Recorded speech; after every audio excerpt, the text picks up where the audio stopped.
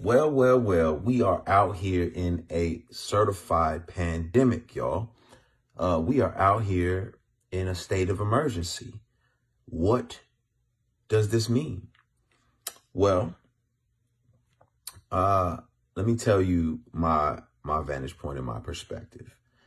I have stayed up late doing as much research as I possibly could. I was on the phone earlier today talking with somebody who is very close to a biotech scientist who spent their career, a 50-year career, working on viruses such as corona and actually on coronavirus. Coronavirus is a type of virus. COVID-19 is a new strand of coronavirus. So corona's been here for a while.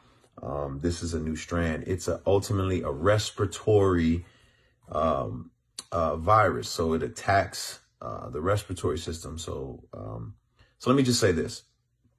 To everybody who is in mass hysteria, panicking and freaking out, calm down. Calm down, follow protocol. Let's talk about protocol.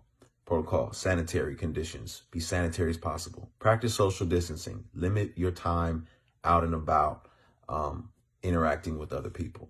But don't freaking panic. God is in control. More on that later. For all my other people on the other end of the spectrum, it's not a big deal. I've had the flu before. Why is everybody panicking? Oh my gosh. Now listen, maybe you can get this flu and this virus and be fine. But now you are at risk of infecting people who won't be fine if they contract it. It'll be critical for them. It could be fatal for them. And so let's be mindful of those individuals. Sure, you may have a great respiratory system. You may have no health conditions, but now you're a carrier of this and you are running around arrogantly at risk of infecting someone who, immune system can't handle it. So let's be cautious and kind for those folks as well. Here's my thing. I just want to follow protocol and I want to be sanitary regardless, because I don't want to see what happened in China happen here. What happened in China was the hospitals were flooded, overwhelmed. Workers were stressed out. Same in Italy. Hospitals flooded, workers overwhelmed. And if it's attacking your respiratory system, they're having to decide who gets the oxygen tank and who doesn't. Now, I can just follow protocol and chill, stay sanitary, not need to go to the hospital, and allow the little girl who has some other life-threatening disease to get the care that she needs because I'm not taking up a hospital bed.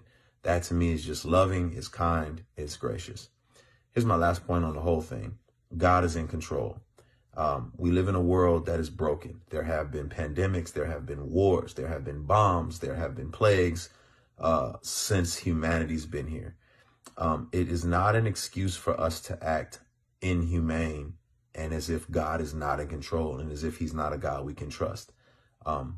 He's brought people through it, not without pain and not without suffering, not without loss, but ultimately, this shows me where my true rewards are, where my hope really is, where my faith really is.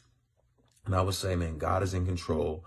And during those time periods where you talk to war veterans, you talk to people who suffered through situations like this, they remain trusting in a God who's greater than any pandemic. And ultimately, they survive these things. And hopefully we will as well. End of the day, y'all, God is good. He's for us. We can trust him. Stay calm, be smart, practice protocol, and this too will pass. Don't mean it will pass without some suffering involved, but ultimately God is good, and I think we can learn a lot from that. Love people, pray for people, protect them, and let's take care of each other, y'all. God bless.